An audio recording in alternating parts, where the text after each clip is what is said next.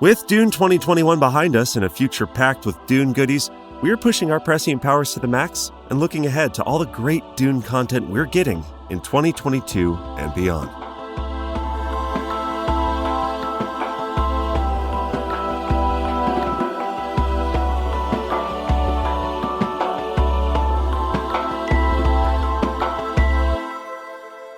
Welcome to Gom Jabbar, your guide to the iconic world of Dune. We'll be exploring the themes, philosophies, and characters found in the sandy depths of this vast universe, from Frank Herbert's groundbreaking novels to the adaptations on film and TV. My name's Abu. My name's Leo. And today's episode is a little different. Right. Not our usual. Yeah. But I am just as excited, Leo, for today's episode as I am for every other. You know, the idea for today's episode came out of conversations I've had with friends who just saw the Dune movie, right? And haven't read the book, haven't really been plugged into the world for a while. Yeah. And I go, oh man, aren't you excited for X, Y, and Z? And they go, I had no idea that was happening. Right. They're like, I'm still back on A, B, C. Right. There's so many letters. God. I'm like 22 letters behind you. What's going on? Right. So this episode, to be clear, is going to be for you. If you're listening, you saw the Dune movie, or you're a long-term Dune fan, but maybe you aren't totally up to date with all of the things to come. Right. We're going to be looking at what the future holds for Dune without spoiling future Dune goings-on. Yeah, exactly.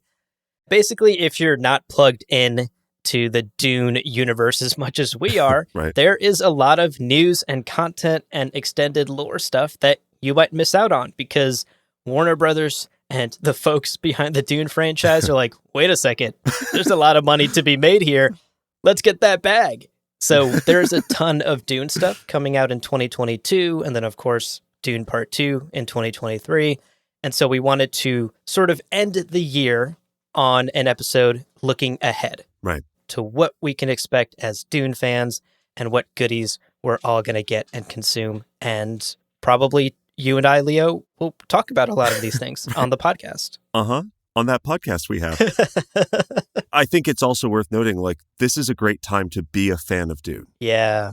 Granted, Abu and I might be a little bit biased, a little bit biased, but Dune is great. Right. And it really does feel like a bunch of executives in a room went, wait a second, is this fucking story really good? Wow, we can get a lot of money out of this. Yeah. Which, we're happy just to get more Dune stuff. But before we get too much into it, let's take care of our housekeeping as quickly as possible so we can talk about the future of Dune. Yeah, definitely. You all know the drill. We know the drill. Let's just do it. Yeah. So first and foremost, a huge thank you, as always, to our patrons. Yeah. It is because of their support that we get to make this show week after week. Right. And a special shout out to two patrons in particular, our Kwisatz Haderach level members, Case Aiken and Nate Hyde. Their generosity, plus the generosity of everyone who is a patron, who shares the show, who listens every week, helps us do what we do on this podcast week in and week out. And we are eternally grateful. Yeah, it means everything. Thank you. Seriously. We also have some sweet Dune merchandise available at gomjabarshop.com. So if you want to wear shirts that reference things that people don't get yet, but will get in 2023. Right. That's a good website to check out. Yes. Yeah, that's a great sales pitch. Wonderful. And of course, we love to hear from you. gomjabarpodcast@gmail.com. That's the email. You've heard it before. We've said it before. That is the best way to get in touch with us, just to say hello or let us know any episode ideas you have that we should do on the podcast going forward, or send us your Dune memes. We love getting Dune memes. Oh, they're so wonderful. Send all of that to gomjabarpodcast@gmail.com. Side note, yeah, if you do become a patron, you will get access to an exclusive Discord server where we hang out with patrons, and it's a great way to geek out with me and Leo more directly and hang out with other geeks and Dune fans. Right.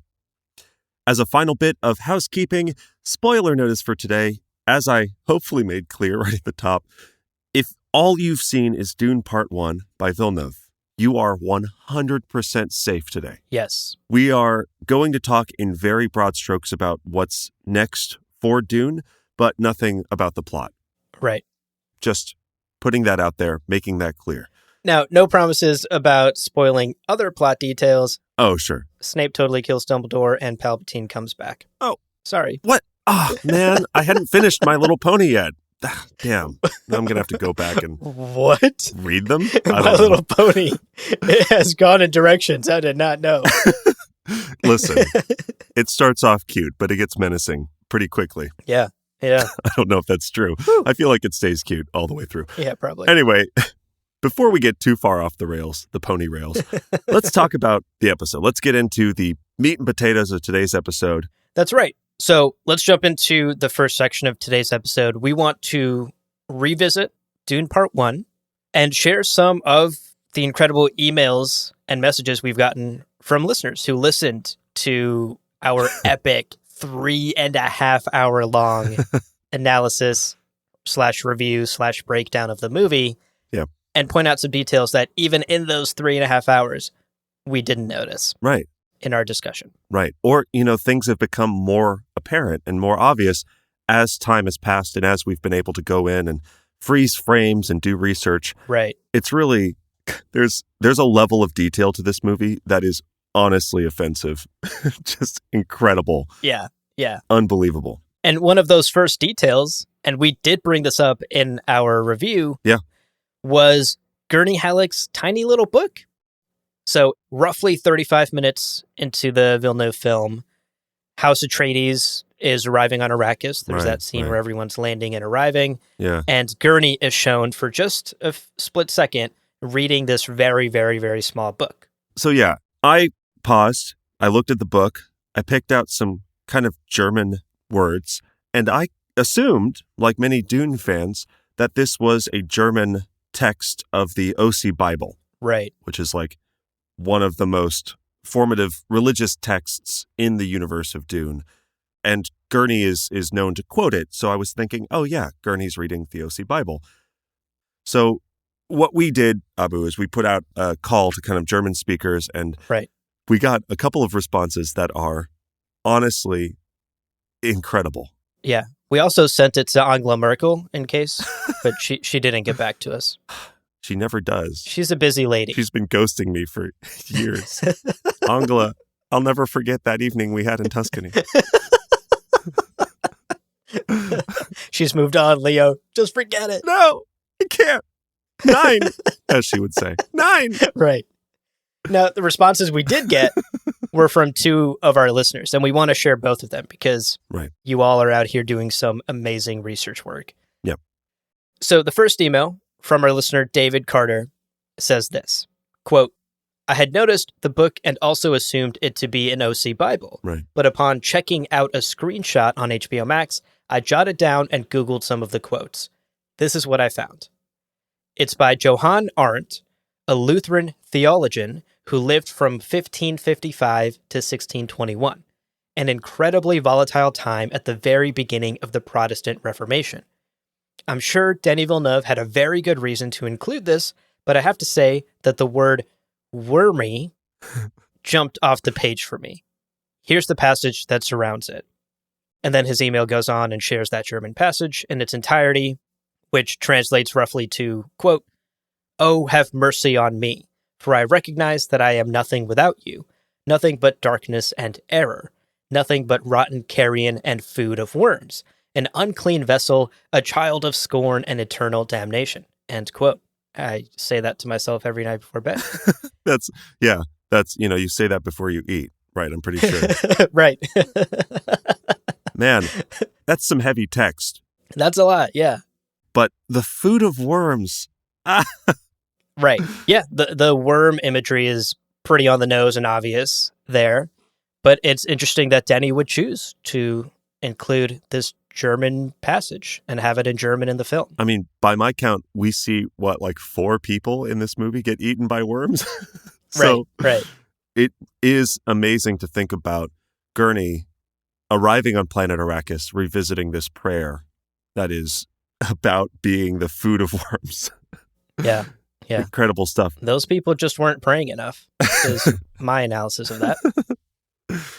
I think the amount of prayer and the likelihood of being eaten by Shai Hulud is pretty linked, probably. Strong correlation. And causation.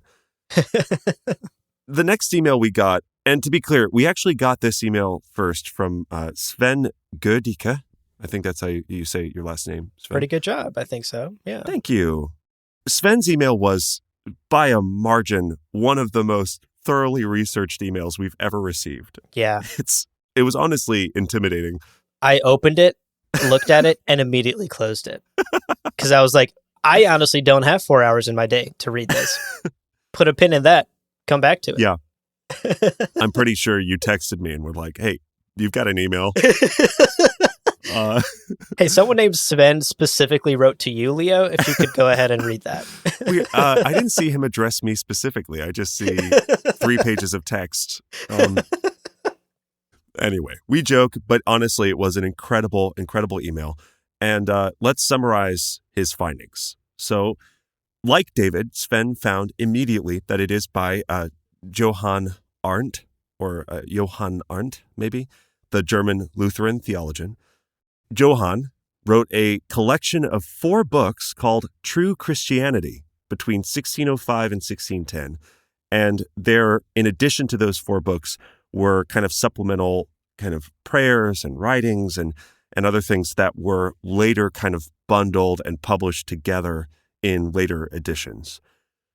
Gurney is reading not one of those mainstream 4 books that we've all read, True Christianity. No. Gurney is reading one of those supplemental prayers, which, according to Sven, hasn't been translated in any easy-to-find way to English. Oh, wow. As like an official translation. True Christianity has, but the supplemental material, apparently, according to Sven, hasn't yet been. So, Sven, like David, I'm sure, translated the entire prayer from that ancient German for us, and then bolded the portion that appeared on page in the movie. It's like, honestly staggering, the amount of work that must have taken. Incredible. Sven is the science lab partner you want, Yeah. If you want that easy A. Yeah. The teacher goes, okay, you can choose your own partners. And then I lunge across the room to get to Sven first. Because clearly Sven is willing to do the work. And David as well. Yeah. If I had to choose any 2 lab partners, Sven and David, we're gonna get that A. And I'll try to do a little bit of work.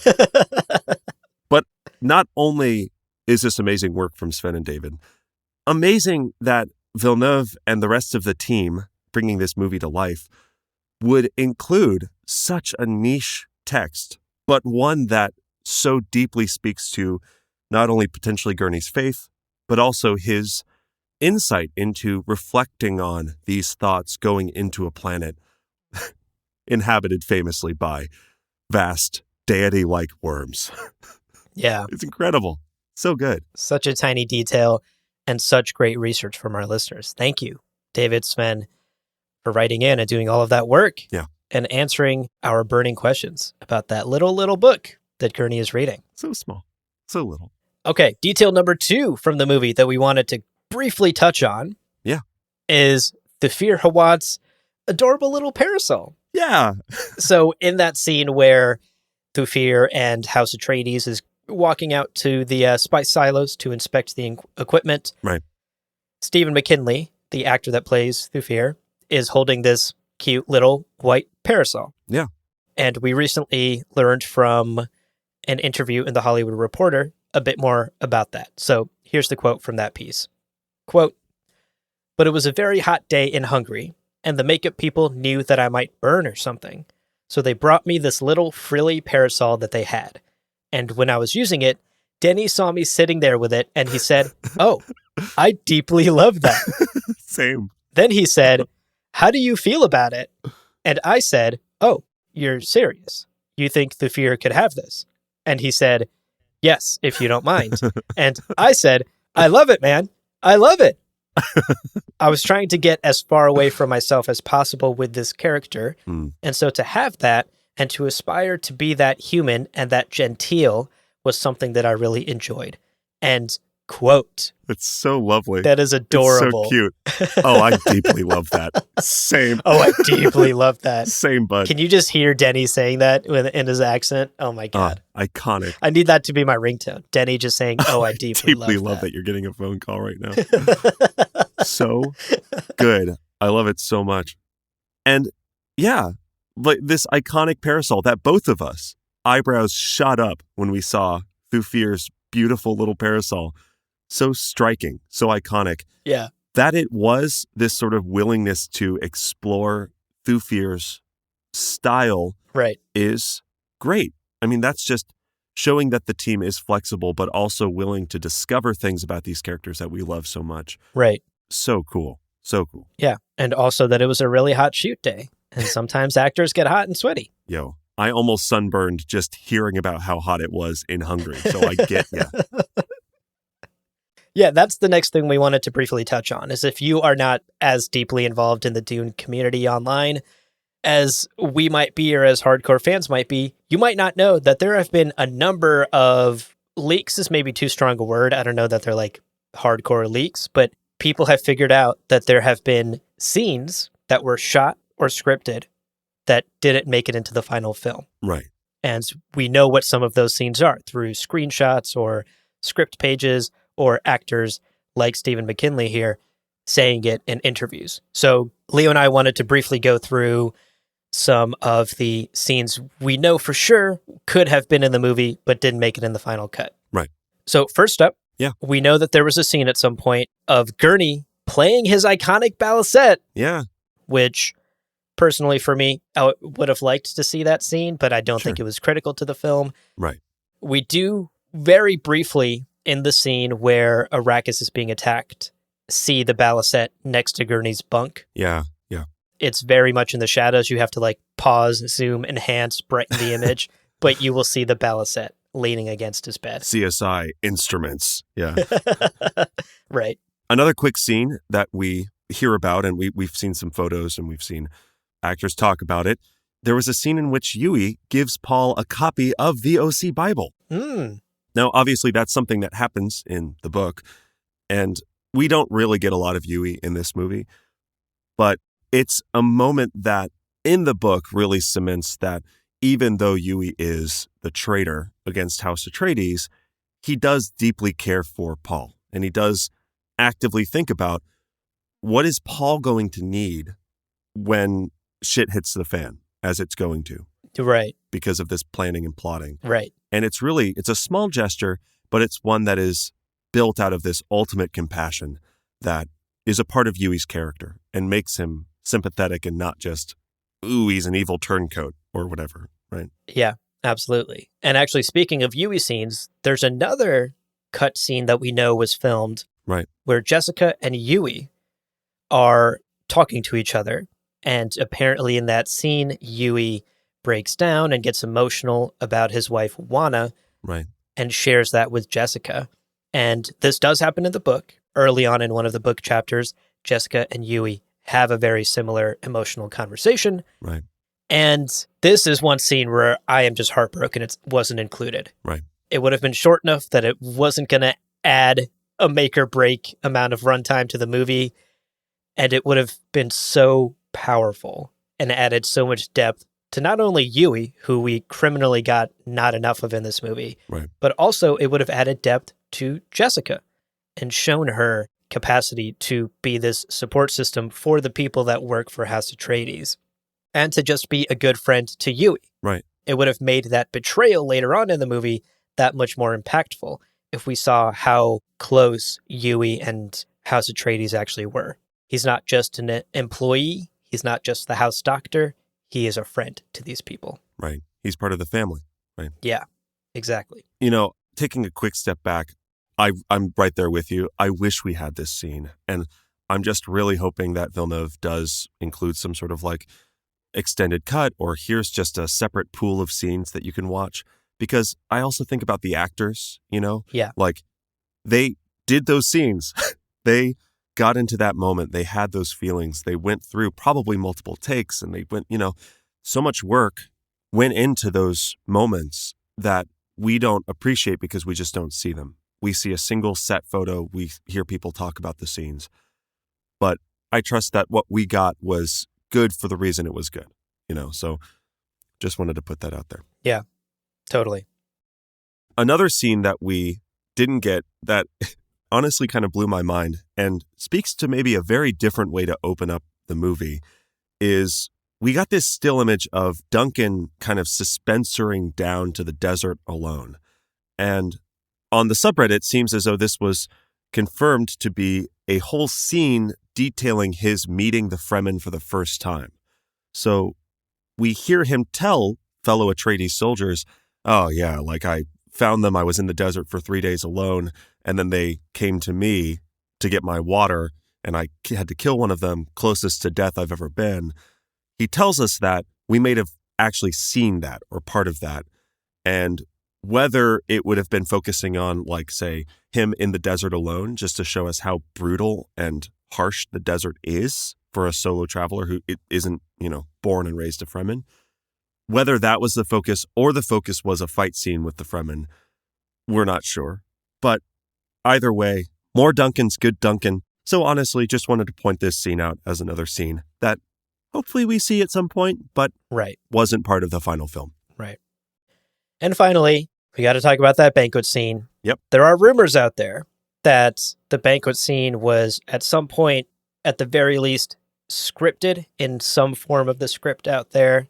It's hard to tell if it was actually filmed. There are photographs of Jessica in what seems like formal attire in different dresses that she doesn't wear in the final cut of the film.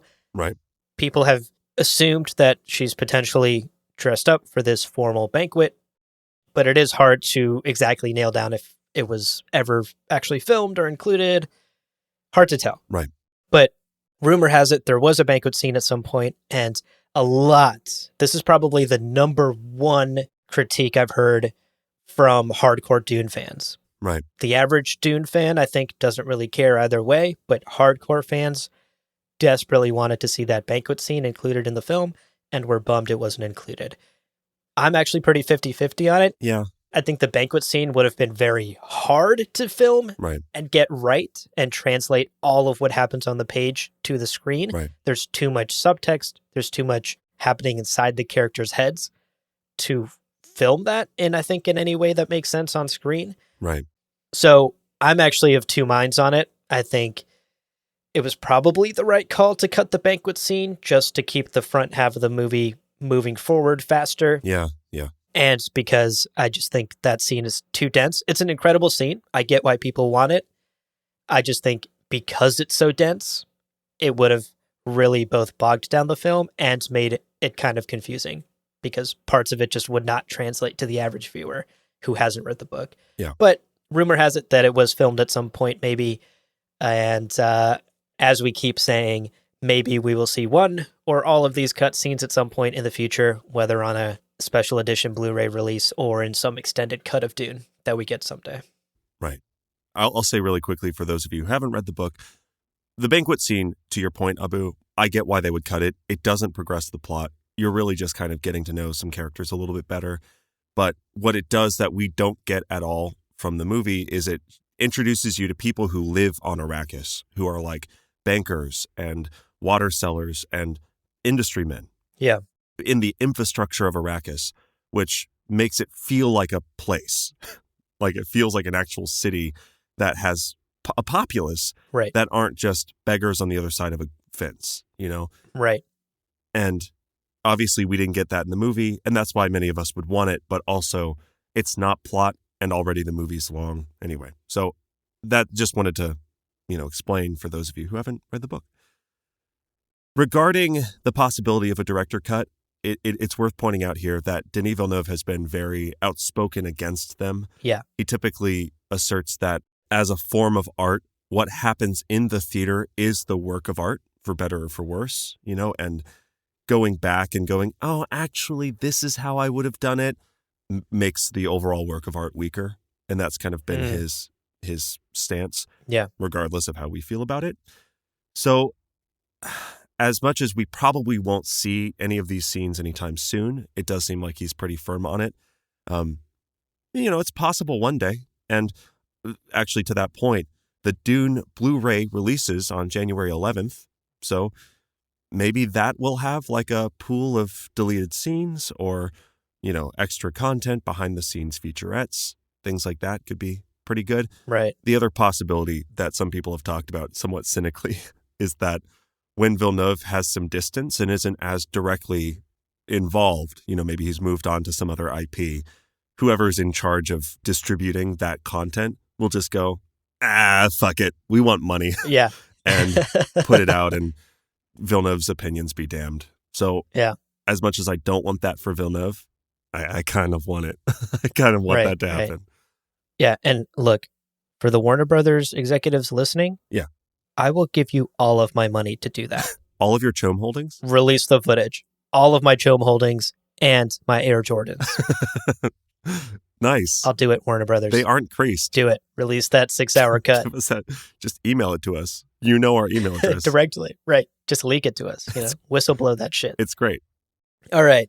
Before this turns into another 3-hour episode about the movie, right. One last small detail about the film that we wanted to touch on before we move on today. Yep. Is we fucked honestly, up. We fucked up. We fucked up. A mistake on our part. Yeah. And in my defense, she's wearing a shawl. It makes it hard to see. But in that first scene where the envoy arrives and House Atreides signs the comically large scroll and they get their orders to go to Arrakis, we assumed and discussed in our deep dive episode that Bene Gesserit alongside the envoy was Moheim. Right.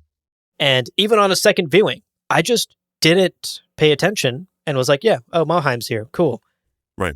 Until a listener emailed us and was like, hey guys, I love the show. By the way. You guys are great. Yeah. By the way. Yeah. Actually, that's not Moheim in that scene. You guys keep calling her Moheim. Right. And then I panicked and frantically went back and pulled up the movie on HBO and went to that scene. And yeah, that doesn't look like Charlotte Rampling in that first scene. Right. The actor that plays Moheim. Yeah. And so that's on us. Yeah. That's our mistake for mistaking the two old white women wearing the shawls that obscure their faces.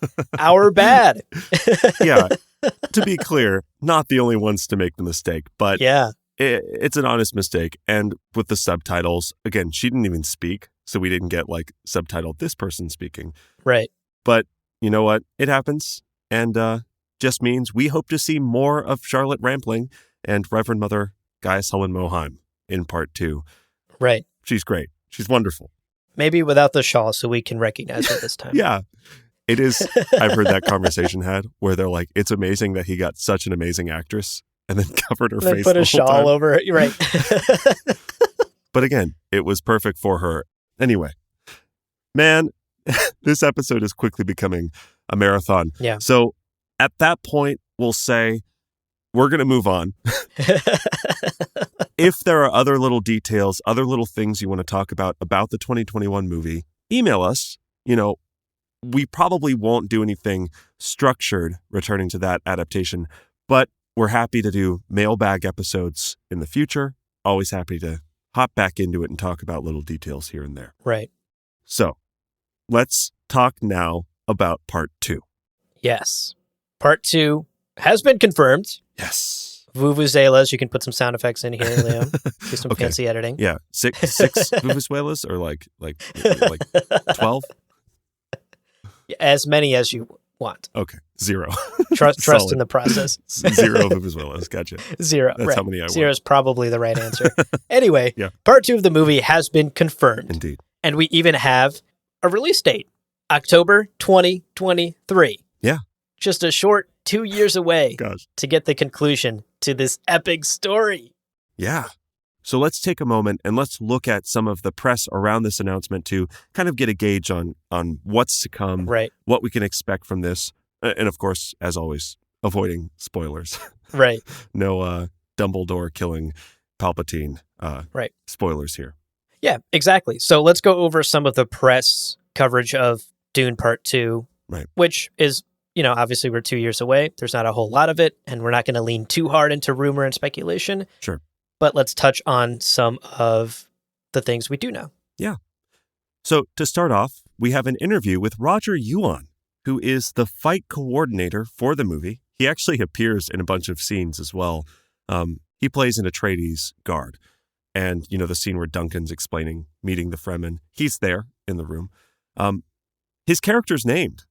Lieutenant Lanville is the name of his character. Ah. And without saying too much, of course, again, we're avoiding any kind of plot things.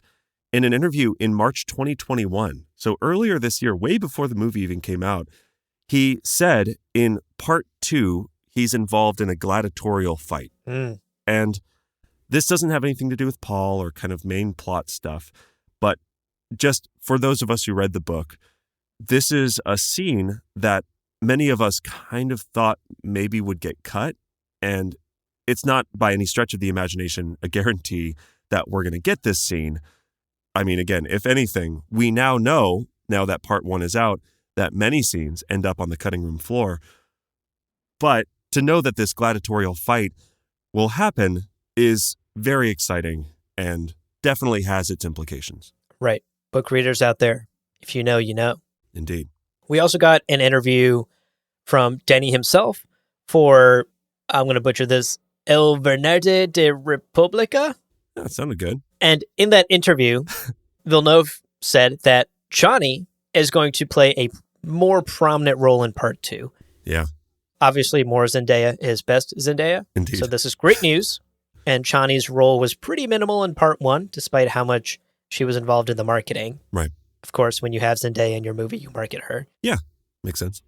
What's exciting is knowing that Denny is going to give Chani a more prominent role in part 2, Right. because in the book, while she does play a big role in Paul's life, without going into any specific spoiler territory, she still is not this sort of primary protagonist character. And it'll be interesting to see how Denny sort of punches up her scenes or gives her more scenes and more to play with in part 2. Right. Alongside Paul and the rest of the cast that we know and love. Right. Now, more generally, regarding kind of future movies and his career, Villeneuve said in an interview with MSN, and this is regarding what do you want to do after part 2, basically, was the general question. Quote, I feel that now that I've had the once-in-a-lifetime chance to bring one of my oldest dreams to life, which is Dune. If things go well with part 2, I could foresee the idea of maybe doing a third movie, Dune Messiah. That would make sense to me. End quote. And boy, is that exciting. Makes sense to me too. Makes sense to me too, Denny. Do it. Do it. I mean, without saying anything about plot, the events of Dune Messiah, which is the sequel book to Dune, are so pivotal and so important to the main themes around this story, where it really fully explores some of these characters in a way that the first book just frankly didn't. Yeah. I mean, so much so that myself and I think you too, Abu, we really kind of consider Dune Messiah required reading. Mm-hmm. Mm-hmm. If you read Dune, you kind of got to read Messiah just because of the way that it relates to those first themes. Yeah. A third movie would round out a trilogy beautifully and also does mean for us another, 4 years, 5 years of Dune content. Right. I can't wait. I can't wait. No, this is incredibly exciting news from Denny. If this is what he has in mind, to do a Dune trilogy that covers the first book and the second book, I think that's perfect. Yeah. That is exactly what I want from my Dune film adaptation. Exactly. Yeah. I know there are folks out there that will disagree with me. There are folks out there that want to get into later books, God Emperor of Dune, Heretics. They want to see the rest of the trilogy adapted in some way. Right. And we may still see that. Right. Yeah. Whether it's HBO TV shows or other mediums, comic books. But I think as a film series under Denis Villeneuve, it only makes sense to go through Dune Messiah, make it a trilogy, package it as a trilogy, and sell it that way. Right. It is just so perfect. And like you said, Leo, we consider Dune Messiah required reading because it is so important to some of the themes that crop up in the first book. Yeah. I think Denny recognizes this as well. I don't have the exact quote, but I remember reading an interview with him where he basically said the same thing, where he's like, yeah, no, the story of Dune almost isn't complete until you read Messiah as well. Yeah. he recognizes that. He's a big Dune fan. He knows that. And I think it would be perfect to get the Dune trilogy from Denis Villeneuve, Dune Part 1, Dune Part 2, Dune Messiah, and round it out. Yeah, you're right. Sounds absolutely perfect. And, you know, maybe 20 years from now, someone else will revisit the adaptations and maybe they'll take it further. But you're right. I think I want to see Villeneuve's ideas in like a digestible package without it being some sprawling, ongoing endeavor, you know? Right. And look, the Dune Extended Universe, the DCU, which, okay, that's already taken now that I said that out loud, I realize. Damn it. Damn you, DC Comics. Well, we'll come up with a name for it. Well, isn't that the DCCU? The DCCU? Right. DC... It's still too close, you know? Branding is tough. Yeah, branding's hard. That'll be confusing for the average viewer. Anyway, the Dune Cinematic Universe, the Dune Extended Universe is a thing. It's going to be a thing. If Warner Brothers wants to make money for the next decade plus, they will invest money into it and make it a thing. Right. Which they are. And I think Denis kicking it off with this trilogy film is the perfect way to do that. Right. And for the folks that want more, there will be more. We promise you. Yeah. It is going to happen if these executives at Warner Brothers, if these big production companies want to keep making money. Yeah. Dune is a franchise that will sell and make lots of people lots of money if they're willing to invest into it. And so it's here, folks. Like we said at the top of the episode. Yeah. There has never been a better time to be a Dune fan. And we're just excited for the ride. Indeed. To be clear, there are 4 more books after Messiah. But again, we're not going to count on anything yet. There's many years to come. And we're going to leave part 2 there and take a quick break. So hang around. When we're back, we're going to talk about television, video games, and more. Ooh.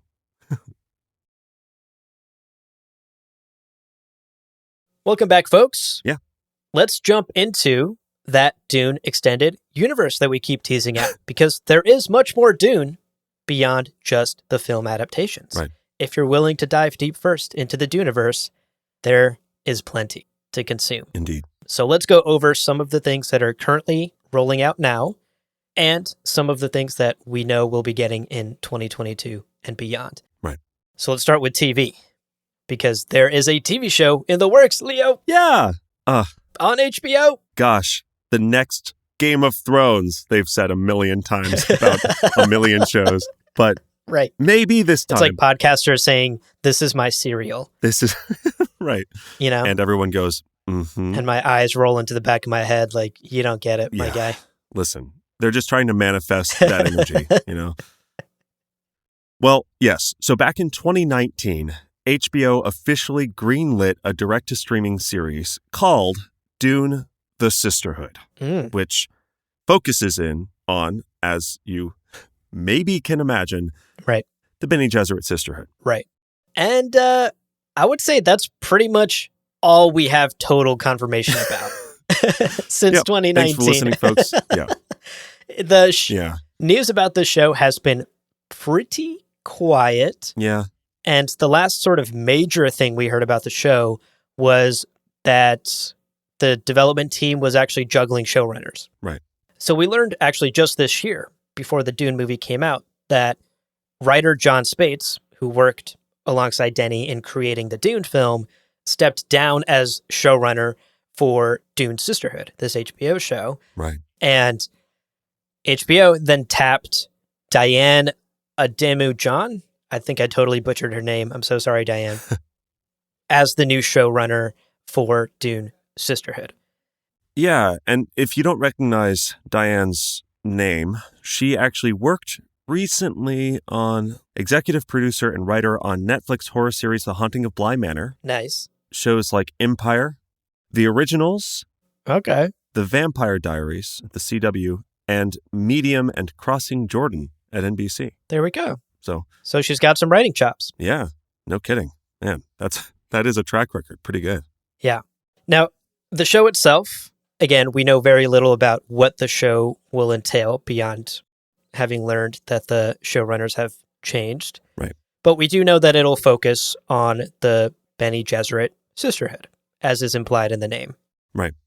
And one possibility for what they cover and how they cover it is a potential adaptation of Brian Herbert and Kevin J. Anderson's 2012 book, Sisterhood of Dune. Right. There's no confirmation that they do plan to adapt it, but it's hard to believe that they wouldn't at least draw inspiration from that book. Yeah. To be clear, so this book by Brian Herbert, son of Frank Herbert, who started writing prequels and sequel series to Frank's original 6 books in the 90s. So it's like late 90s, and still today, he's still writing books. Yeah. The Sisterhood of Dune follows members of the great houses in the century following the Butlerian Jihad, which is about 10,000 years before Dune happens, and is the reason there are no computers in the Dune universe. Of course, the story is centered around the Bene Gesserits as they kind of seek to find a reliable way to awaken the Reverend Mother capabilities that Gaius Helen Mohiam has. Right. In this. And you've actually read some of the book. I haven't. What were your thoughts? I tried. I'll be clear. The book isn't awful. It's not great. And honestly, where Frank Herbert's writing is often poetic and delicate and handles the universe in this great nuanced, there isn't really evil. I don't know. There was always nuance to Frank's world. Brian's writing is typically a lot of cliches, some very like shallow sci-fi tropes that I was like rolling my eyes or predicting almost beat for beat what was going to happen in the next scene. And it was really a pain to get through. And then there was there were just a few dramatic beats that really made me not want to keep reading. And I'm old enough now where when that happens, I just stop reading. So bold. I know. I'm still not quite old enough to do that. I have forced myself through many a terrible book. Well, I'm significantly older than you, so works out. In an entirely different stage of life. True. Uh-huh. So I will say that very briefly, the Warner Media website said explicitly that Dune, the Sisterhood, would be an adaptation, but it was also then pretty much immediately removed. So it's possible that that was, I don't know, some intern at Warner Media just like copy and pasted or got the wrong memo. It's possible it was a mistake. Also possible that it was just a detail revealed too soon. Again, with the right people in charge, pretty much anything can be great. But it is my hope that it is either dodging some of those like cliched, heavy-handed plot points, or maybe melding some of that lore and saying, this is a good starting point. Let's refine it and make it as good as it can be, you know? Yeah, that's my assumption. I think they will take some loose inspiration from Brian's book. Right. But I hope they stick more strongly to Denis' vision of the Bene Gesserit that we saw in the movie. Right. And of course to Frank's original vision of the Bene Gesserit in the first 6 books. Right. And there's plenty to talk about, right? Like a show about the Bene Gesserit is a great idea. Yeah, totally. And there is so much lore there to explore. Right. In a TV show about this mysterious sisterhood that's been around for thousands of years, for generations. Right. But that is something the show will have to grapple with as well. There's a lot of Bene Gesserit lore, both in Frank's original work, in the Dune Encyclopedia, and in the expanded stuff that Brian has worked on. And I think the smart thing to do for the show would be to take the best parts of all 3 of those. Right. Yeah. Now, if you get through, you're reading the books, waiting for these movies and TV shows we're talking about. If you get through the first 3 books, Dune, Dune Messiah, and Children of Dune, I actually wanted to shout out the sci-fi miniseries. First, I think it was called Frank Herbert's Dune, or maybe just Dune. And then there was Children of Dune, which kind of completed that 3-book series. I love it. I think it's excellent, and we will be talking about it on a future episode. Besides the fact that like production quality is at times really just spectacular, it feels wonderful.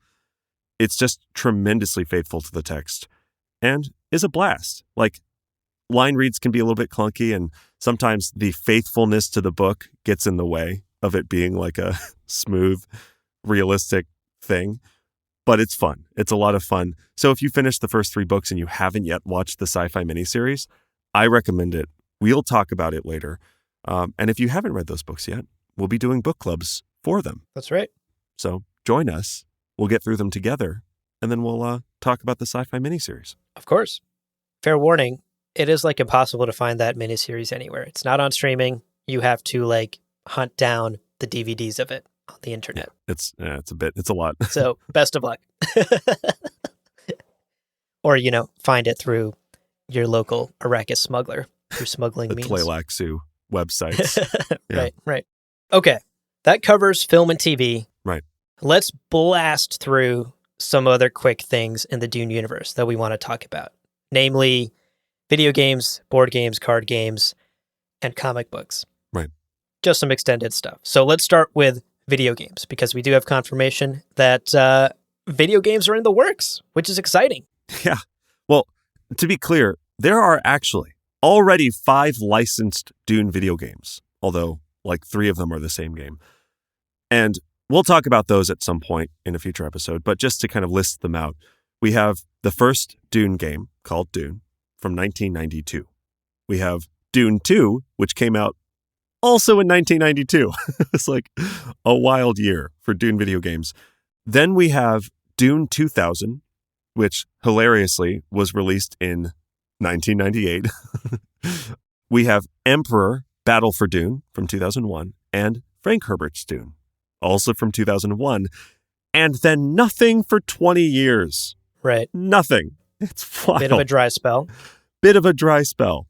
I'll actually point out some of those games are still a lot of fun to play, which is cool. Although, play with caution, some of them spoil the first book.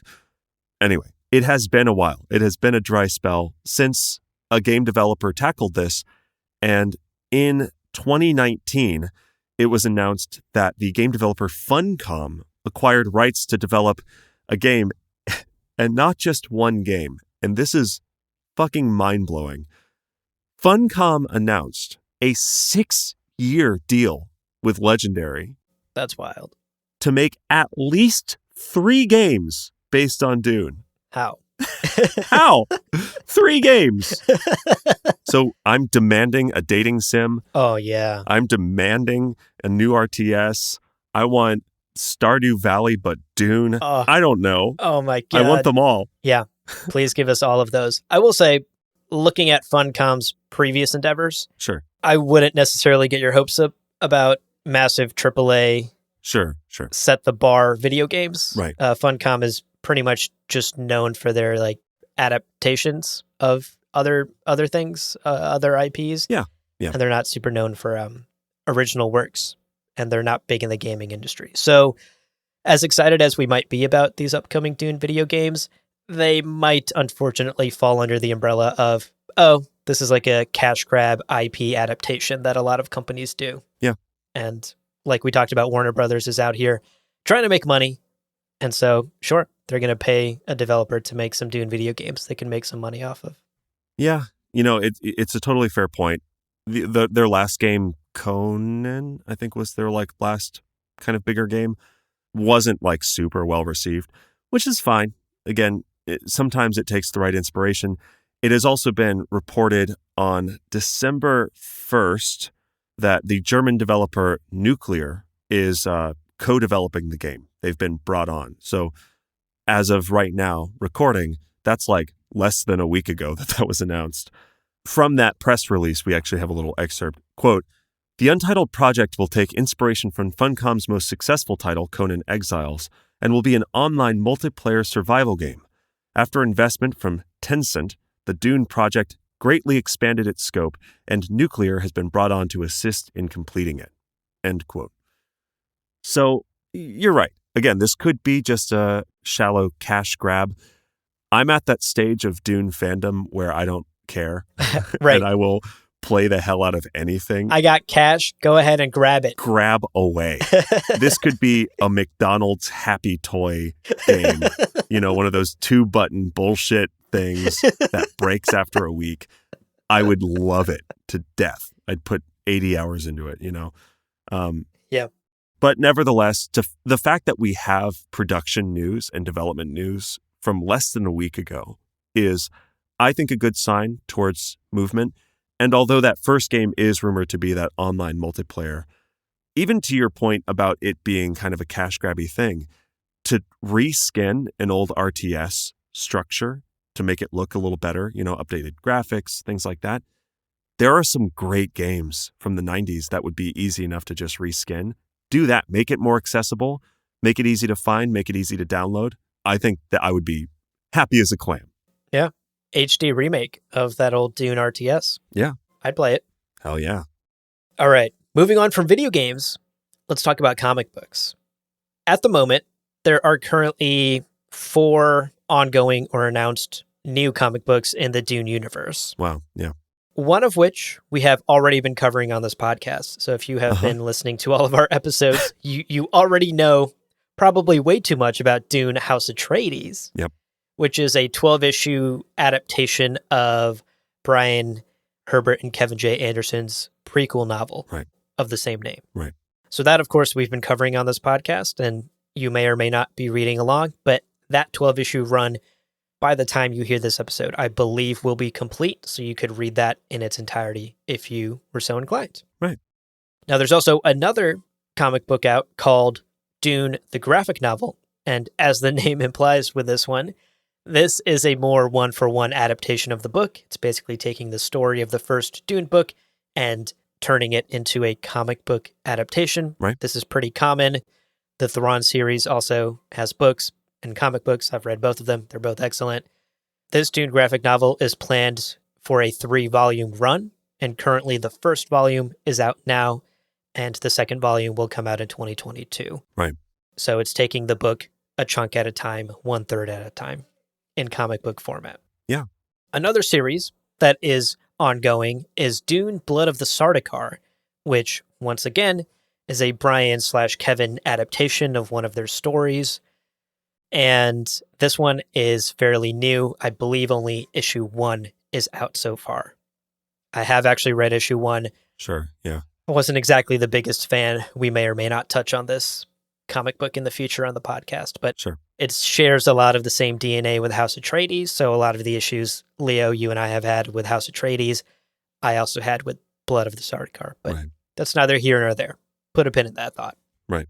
Finally, the 4th comic that's worth noting is one that has yet to come out, but has been announced, Dune, A Whisper of Kaladin, which will be released on December 29th, and, say it with me, folks, it is another Brian/Kevin thing. It is another Brian/Kevin thing. There you go. Yeah. And yes, you are all noticing a trend. We are noticing a trend as well.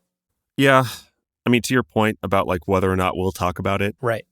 We are going to finish up House Atreides. We've at least committed to that. We have at least committed to that. And it always feels a little weird to be on mic and to be very critical of something. So we've kind of had a mixed experience of that production process.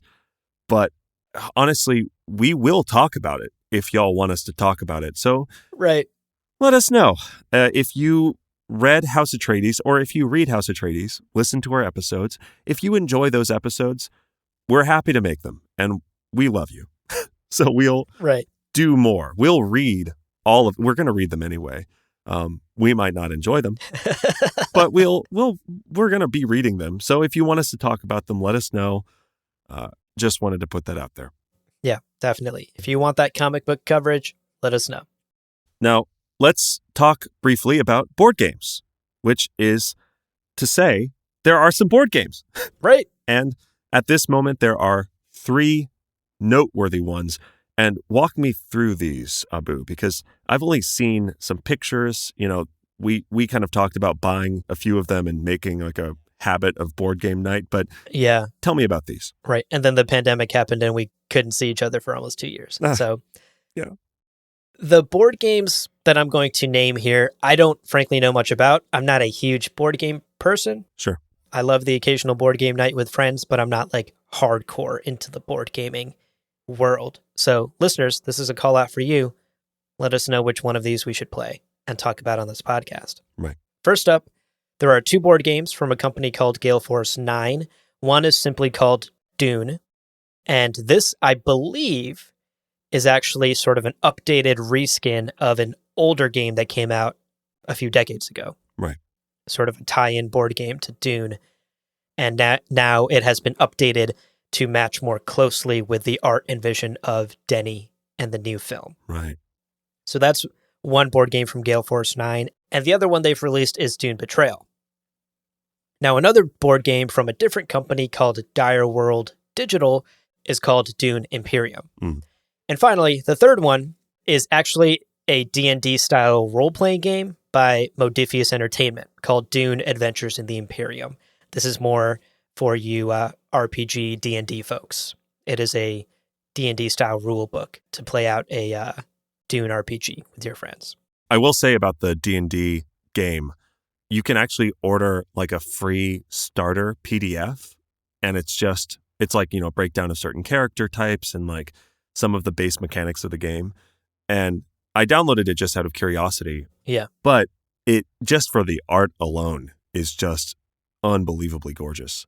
So could be worth looking into if you're a D&D fan, yeah, or even if you just are a collector of pretty things. Right.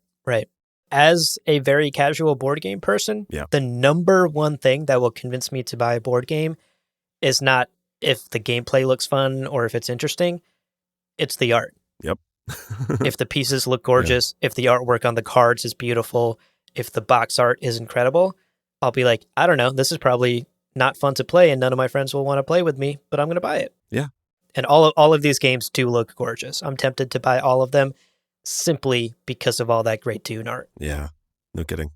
But on that note, the final thing, again, we'll repeat about these board games is Leo and I don't have them and we haven't played them. But if you have, email us, gomshbarpodcast@gmail.com.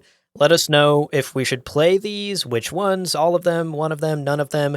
Which ones should we play with each other and which ones should we force our friends and family to play with us? And of course, if you're interested, we can talk about them on the podcast as well. So reach out to us about these board games and let us know. Indeed. Okay, Leo, your favorite part. Tell us about the Dune trading card game. Okay, well, this is maybe a little bit confessional time. You're in a safe space. Oh, thank you. I appreciate that.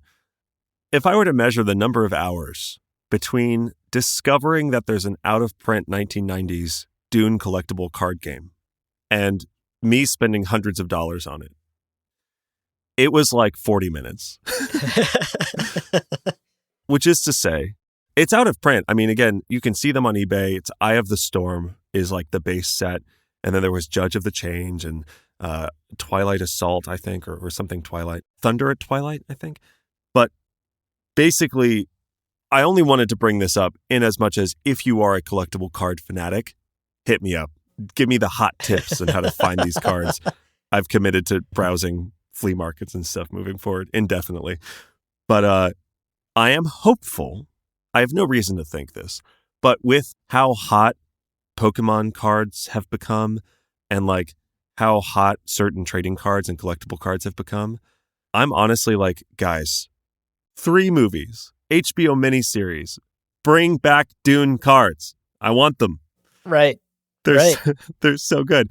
So anyway, just wanted to very briefly say, if you're out there in listener land and you love the Eye of the Storm collectible card game, I'm right there with you. Solidarity.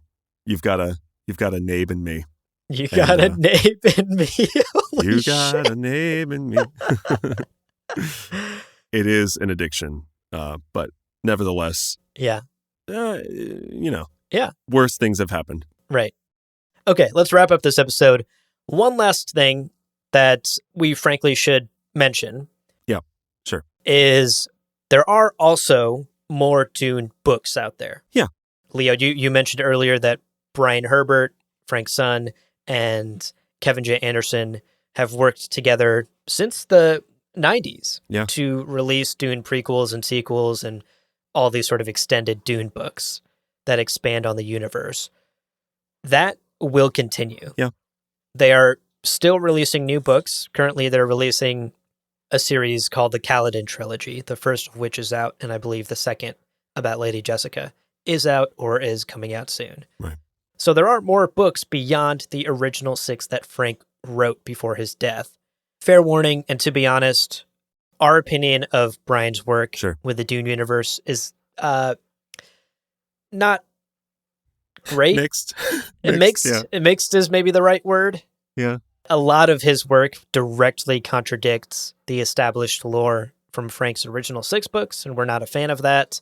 Right. It also contradicts a lot of what's in the Dune Encyclopedia, which, canonically speaking, is kind of iffy, but had Frank's blessing from back when it first came out. So on this podcast, we've mentioned before, as far as like canon goes, we consider Frank's word absolute law. Yeah. And then we consider the Dune Encyclopedia an extension of Frank's lore. Yeah. And then when it comes to Brian's work, it kind of veers anywhere from quote unquote like extended canon to straight up fan fiction.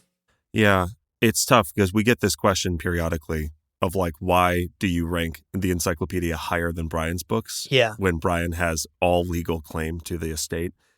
But it just really comes down to the fact that the Dune Encyclopedia doesn't disagree with Frank's writings. Right. At all. It's very harmonious. Exactly. It works with Frank's lore and canon. And Brian chose to not do that, not be harmonious with the established canon, and then go ahead and contradict it in many ways too. So it's just, it's tough. It is tough. Yeah. The short answer is just that Dune lore is very messy and there is no right or wrong established canon. Yeah. And Dune lore is whatever you'd like it to be. If you're a fan of the Brian books and you like the way he investigates the expanded universe, more power to you. Yeah, for sure. There's nothing wrong with that. We just are not the biggest fans of his work. Yeah. Okay. So to wrap up today's episode, which has gone on so incredibly long, I don't know how we do this every time. I don't know. We just love Dune so much, folks. We do. That is what we can expect from the Dune universe going into the next year. And as we ramp up and start building hype, get on that hype train. Indeed. For Dune Part 2 coming in 2023. It's going to be a fun next few years of Dune content. We hope you will be joining us for the ride along the way. Many of the things we've talked about on today's episode, we will be covering on this podcast. We will continue talking and geeking out about Dune with all of you. And of course, we hope to get more Dune stuff. We've said it once, we've said it twice, and I'll say it a third time again. There is no better time to be a Dune fan than right now. Yeah. We are at peak Dune fandom, and it's growing, and it's exciting, and it's a pleasure to geek out about it every week with you, Leo. Yeah. And with our amazing listeners and our community and our Discord members. It's a blast to geek out about all of this stuff. And I can't wait to just dig my nails into every Dune piece of content that comes out over the next couple of years. I'm right there with you, bud. It's great. It's a good time. Good time to be walking the sands of Arrakis. Now, as a quick last bit of housekeeping from us here at Gamjabar, we are going to take a brief break for the holidays from December 17th to January 7th. We'll be returning with a deep dive episode then. So until then, until we're back from that brief break, and really, I say break, I'm just going to be writing scripts and doing research and working. Right. We don't really believe in slowing down or taking care of our mental and physical health. So it's really going to be time to just plan more content for next year. Physical, mental health. I know what those words mean separately. Right. You're saying they have a meaning together? I just parroted what I hear other people online say. So what people yell at us. Yeah. Take care of yourselves. I don't know what that means. Right. I have more books to read. Right. Did you say more Dune? All I heard was more Dune. All I heard was more Dune. Cool. More Dune. Gotcha. So anyway, from us here at Gamjabar, stay warm this season. We're going into winter. Stay warm. Maintain that body moisture. Stay safe. Do drugs. No, don't do drugs. Do drugs. Do drugs. No, don't do drugs. No, I'm joking. No. A little bit. Do drugs. Do drugs. No. Don't do drugs. I'm kidding. It's a right. Dune joke. It's all about drugs. Right. Samuta. We'll see you in January, folks. Take care.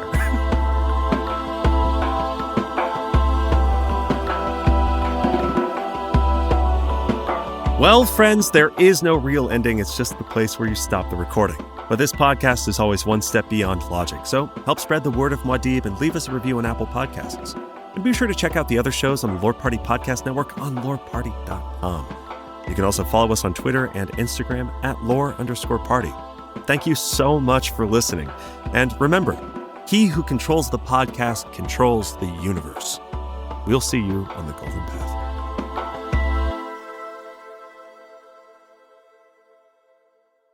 About being the food of worms. Incredible Those stuff. people just weren't praying enough, is my analysis of that. They weren't what? They weren't praying enough. They weren't saying this prayer. I heard wearing enough, and I was like, yeah, cover up, you hussies. Those dirty little Harkonnens. Anyway. Jesus.